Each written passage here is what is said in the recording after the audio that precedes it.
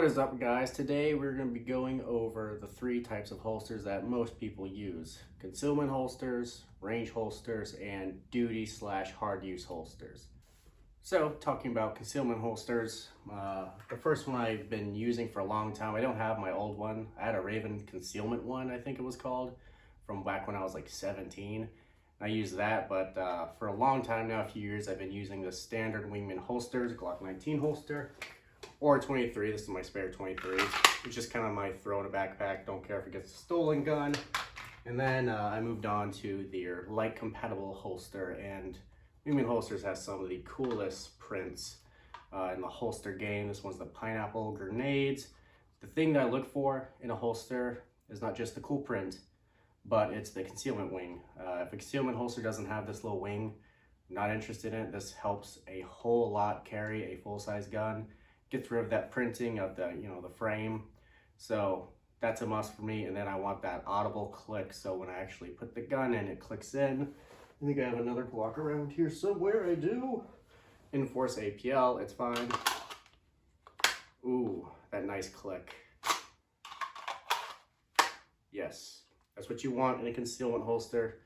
These are great holsters, been using them for a long time, but the gun that I carry every day, they don't have the light that I want for it, so I was forced to go to the TRX Arms sidecar so I could have my nice Surefire X300U 1000 looms. And as you can tell, there is no click. There is no positive click. A lot of movement. The extra mag directly attached to the holster is a little weird. It conceals just fine. It took me a little playing around with the belt, but it conceals fine. It's great. It's nice to always have that extra magazine, because sometimes I'll just throw it in my pocket and it's not as cool and tactical, but at least I carry another mag on me. But this makes it a lot easier. People talk about peeing is very difficult with these. It's not. You just simply slide it over or go underneath, or you just get a stall like I do because I'm pee shy, and then you can just take the holster, armpit, hold it, and So peeing is not a big deal, but the quality is not that great. It's just there's no positive click. You can easily take that thing out. I kind of forced that one, but you really got to tighten this bitch down for it to not fall out if you put it upside down. Again, there's no positive click. It's just kind of like it clicks when it comes out. So all that weight for the sidecar was not that cool, not that impressive, but it does work. It again has the little concealment wing. They probably call theirs like the Raptor Claw or something. I like a lot of their products, but my first holster from them, not that great. Maybe it's the light. That's the reason why it doesn't have a positive click. Maybe they haven't figured out a way to make it go click when it goes in. But basically with this gun, I just push it all the way in, and when it stops, I'm like, okay, I guess it's in. So yeah, concealment holsters, I want a positive click. I want the nice concealment wing, something to push the gun into me, and it's pretty much all I look for in a holster company. I don't mind if there's a little flex in the Kydex. I don't need a super stiff, Kydex for concealed carry. Just something so it won't go off in my pants. Now, we'll talk about range holsters. So I consider a holster like this. This is by Wingman as well. This is their Sidekick, I believe, light compatible Sidekick. This is a great holster. Again, the quality of these holsters, we'll look inside them and do all of that in a little bit when we really compare the TRX Arms one versus their Wingman holster. But the quality is amazing, but there is no active retention on this holster, so it's considered just a range holster.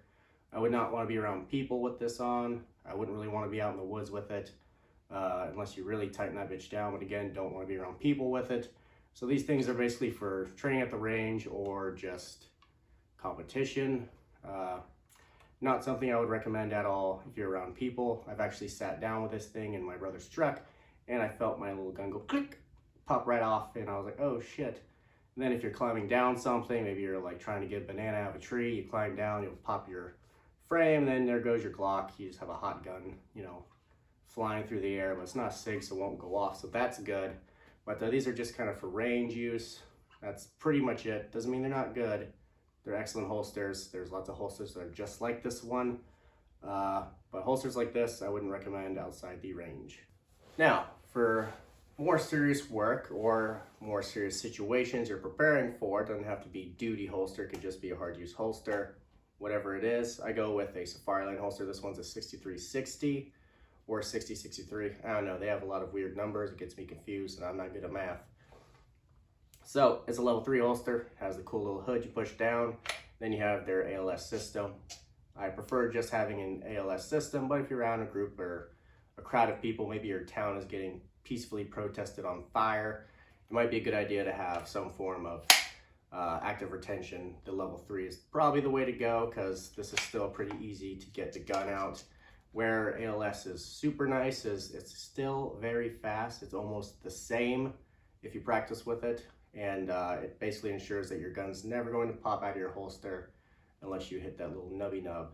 So this is what I recommend, some form of active retention. Yeah, I love it. Not much to say about these. A lot of people have done videos about them. Mine is spray painted because I do not like black kit. I am not a police officer.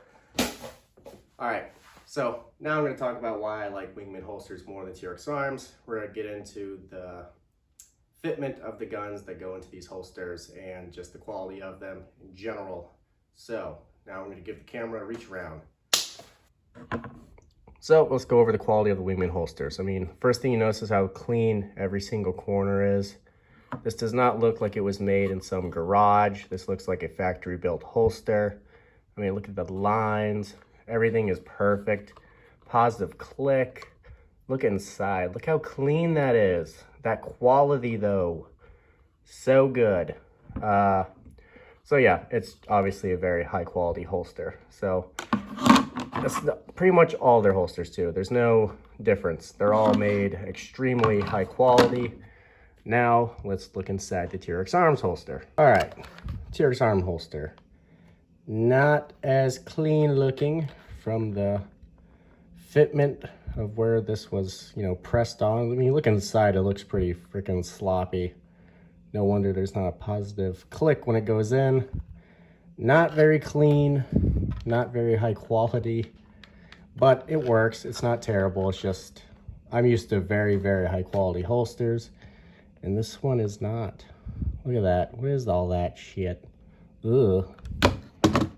All right, so we took a look at the holsters I use, the 3 different types of holsters people be using out there, what I recommend, what I like, and a little comparison between the 2 concealment holsters that I use on a daily basis. Mostly this was just more gear porn, showing you off some cool stuff, some holsters. If you guys have better holsters and you know, better items that I should be trying, just let me know, I'll go buy it. So that's about it for today. Hope you enjoyed the video and have a great day or night.